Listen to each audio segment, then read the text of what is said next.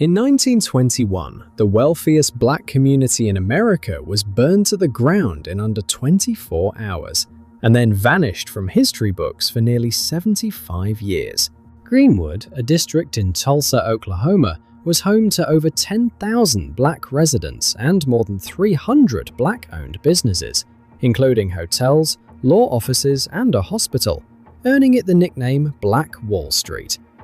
On the night of May 31, 1921, a false accusation against a young black man named Dick Rowland ignited a mob of white rioters that would destroy everything. Dick Rowland, a black shoe shiner, was accused of assaulting a white elevator operator named Sarah Page, a charge she never formally pressed.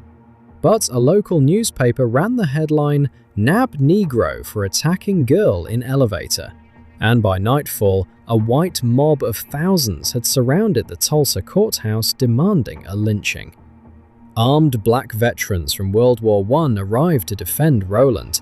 A confrontation broke out, and the violence rapidly spread into Greenwood.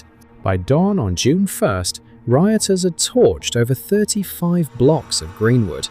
More than 1,200 homes were destroyed. 35 blocks of thriving commerce reduced to ash and rubble. Eyewitnesses reported that aircraft were used to fire on black residents and drop incendiary devices, a claim later supported by a 2001 Oklahoma State Commission report. An estimated 100 to 300 people were killed, and over 8,000 black residents were left homeless. What most people never learned is that the massacre was deliberately scrubbed from public record. Oklahoma's school curricula omitted the event for decades. Police and National Guard records went missing. Survivors were intimidated into silence, and insurance claims from black property owners were denied en masse.